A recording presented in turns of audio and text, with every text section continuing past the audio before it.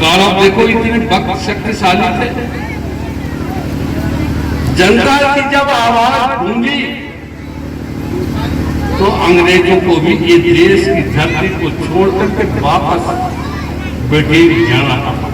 एक बार तालियां माननीय मंत्री जी के लिए। तो इस तरीके से आज जनता की आवाज की ही विजय होती है। मैं आपसे बताना चाहता हूं, एक बीसापुर में एक बहुत बड़ा गुंडा पैदा हो गया। बीसापुर में पता नहीं कितने लोगों को झूठे मुकदमे में जेल भिजवा दिया, न जाने कितनी वसूली कर रहा है, माफियागिरी कर रहा है, मिट्टी का खनन कर रहा है। जितने गेहूं धान के केंद्र होते हैं सबका संचालन वही कर रहा है। यानी कितने मुकदमे उसके खिलाफ रखे हुए। मैं आप लोगों से एक बात कहना चाह रहा हूं, क्या ऐसे गुंडे को राजा बनाओगे बीसापुर? अगर नहीं बनाना है तो इस गुंडे और माफिया का विकल्प केवल नीतू जायसवाल है, दूसरा कोई विकल्प नहीं। इसलिए नीतू जायसवाल को आप लोग अपना समर्थन, अपना स्नेह, अपना आशीर्वाद दें और बीसापुर के जो संकट है, जो विनाश का बादल में डरा रहे हैं, इस विनाश के बादलों की छटनी करें। अगर आप लोगों ने नहीं किया तो मैं कहता हूं कि हमारे बीसापुर का भविष्य उज्जवल नहीं, अंधकार में होगा। इसको नकारना होगा। तो इस तरीके से आज हमारे, मैं आप लोगों को बताना चाहता हूं, आप लोग तो बहुत साधारण लोग हैं, नागरिक हैं। आप लोगों ने मुझे विशिष्ट सम्मान दे रखा है, स्थान दे रखा है।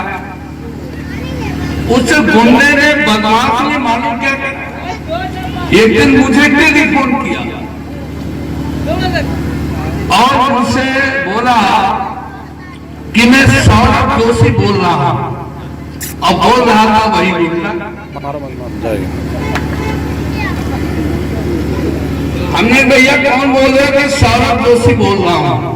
हमने क्या बात है कि ये क्या नाम, राजू वोट मांगने आया है, क्या करेंगे? हमने, तुम करना क्या चाहते हो? कि हम राजू को ही वोट देना चाहते हैं। हमने दो और मन भर के दो और सबका समर्थन दिलवाओ, सबका वोट दिलवाओ ताकि जीत जाए। वो उसने हमको टेलीफोन ब्लैकमेल इसलिए कर रहा था कि हम भारतीय जनता पार्टी से जल जाएं या भारतीय जनता पार्टी हमारे खिलाफ कार्रवाई कर दे। इस भय के कारण हम उसका समर्थन करने लगे। इसलिए मुझे ब्लैकमेल कर रहा था। मैंने कहा अच्छा। दूसरे दिन मैं रिक्शा पर बैठा, इसलिए जब ये मुझे भयभीत कर रहा है तो जनता को पता नहीं कैसे धमकी दे रहा होगा। इसलिए मैं रिक्शा पर बैठा ताकि जनता के मन से भय और आतंक निकल जाए। और इसलिए मीटिंग में आ रहा हूं। मैं मीटिंगों में नहीं आता, मीटिंग में इसलिए आ रहा हूं जनता का भय, जनता के मन में जो आतंक है इसका वो निकल जाए, इसलिए मीटिंग में आया। और मैंने ज्ञान भी दे दिया कि हम तो राजनीति से विरत हो गए, हम तो संन्यास आश्रम में चले गए। वानप्रस्थ में केवल कपड़ा बदलना बाकी रह गया, केवल घर छोड़ना बाकी रह गया। क्या क्यों भाई? लेकिन अगर हम वानप्रस्थ आश्रम में भी चले जाएंगे तो मैं आप लोगों को विश्वास दिलाता हूं कि बीसापुर में कोई भी संकट आएगा, कोई भी आपदा आएगी, आप लोगों का पसीना जहां गिरेगा मैं खून बहाऊंगा। यह हमारा संकल्प है। और इसी संकल्प के कारण, इसी संस्कृति के कारण आज आप सब लोगों ने, मैंने तो राजनीति से विरत हो लिया, बेटे को चुनाव लड़ाया और हमारे आग्रह पर आपने, मैं तो समझ रहा था जीत होगी, लेकिन 52,000 से जीत होगी ये बात मैंने नहीं सोची थी। आप हम लोगों ने इतना भारी वोट दिया, जिंदाबाद। क्या बिगाड़ोगे? क्यों भाई? लेकिन अगर हम वानप्रस्थ आश्रम में भी चले जाएंगे तो मैं आप लोगों को विश्वास दिलाता हूं कि 20 अप्रैल में कोई भी संकट आएगा, कोई भी आपदा आएगी, आप लोगों का पसीना जहां गिरेगा मैं खून बहाऊंगा। यह हमारा संकल्प है और इसी संकल्प के कारण, इसी संस्कृति के कारण आज आप सब लोगों ने, मैंने तो राजनीति से विरत हो लिया, बेटे को चुनाव लड़ाया और हमारे आग्रह पर आपने, मैं तो समझ रहा था जीत होगी, लेकिन 52,000 से जीत होगी ये बात मैंने नहीं सोची थी। आप हम लोगों ने इतना भारी वोट दिया, इन्हें जितना वोट पड़ा उस वोट का 54% वोट हमें मिला, इन्हें 100 में से 54 वोट हमें मिले और 46 वोट बाकी जो 13 कैंडिडेट उनको मिले। आधे से ज्यादा हम और विपक्ष सब मिलकर के भी बौना। तो भाई मैं आप लोगों से एक ही अनुरोध करने आया हूँ, एक ही हाथ जोड़ करके प्रार्थना करने आया हूँ, नीतू जायसवाल को इतना भारी वोट दो। 24 कैंडिडेट है ना, 23 कैंडिडेट एक पाले में और नीतू जायसवाल एक पाले। इतना भारी वोट दीजिए, लोगों की आंखें खुल जाए, गुंडा माफिया ये सब समझ लें कि 20 अप्रैल की जनता किसी गुंडा माफिया के सामने झुकेगी नहीं। बहुत सही। भारत की जनता कभी भी रावण से नहीं झुकी, गौरवों से नहीं झुकी, अंग्रेजों ने नहीं झुकी, तो ये गुंडा की औकात क्या है बताइए मुझे, कि रावण से बड़ा हो गया?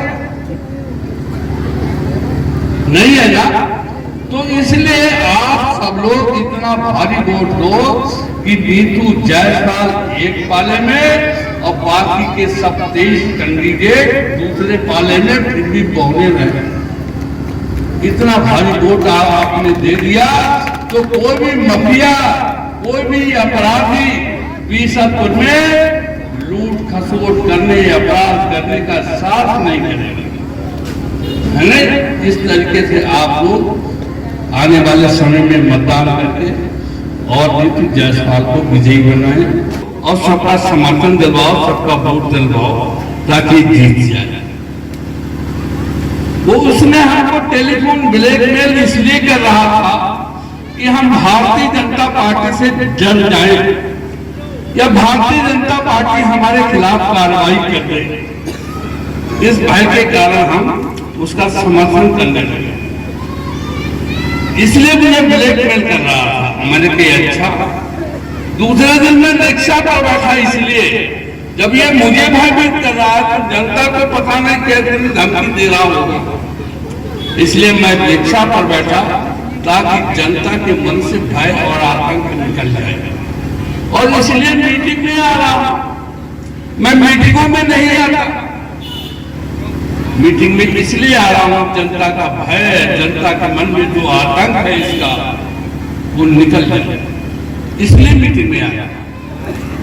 और मैंने ज्ञान भी दे दिया कि हम तो राजनीति से विरत हो गए, हम तो संन्यास आश्रम में चले गए, वानप्रस्थ में केवल कपड़ा बदलना बाकी रह गया, केवल घर छोड़ना बाकी रह गया। जिंदाबाद। क्या बिगाड़ोगे? क्यों भाई? लेकिन अगर हम वानप्रस्थ आश्रम में भी चले जाएंगे तो मैं आप लोगों को विश्वास दिलाता हूं कि 20 अप्रैल में कोई भी संकट आएगा, कोई भी आपदा आएगी, आप लोगों का पसीना जहां गिरेगा मैं खून बहाऊंगा। यह हमारा संकल्प है और इसी संकल्प के कारण, इसी संस्कृति के कारण आज आप सब लोगों ने, मैंने तो राजनीति से विरत हो लिया, बेटे को चुनाव लड़ाया और हमारे आग्रह पर आपने, मैं तो समझ रहा था जीत होगी, लेकिन 52,000 से जीत होगी ये बात मैंने नहीं सोची थी। आप हम लोगों ने इतना भारी वोट दिया, इन्हें जितना वोट पड़ा उस वोट का 54% वोट हमें मिला। इन्हें 100 में से 54 वोट हमें मिले और 46 वोट बाकी जो 13 कैंडिडेट उनको मिले। आधे से ज्यादा हम और विपक्ष सब मिलकर के भी बौना। तो भाई मैं आप लोगों से एक ही अनुरोध करने आया हूँ, एक ही हाथ जोड़ करके प्रार्थना करने आया हूँ, नीतू जायसवाल को इतना भारी वोट दो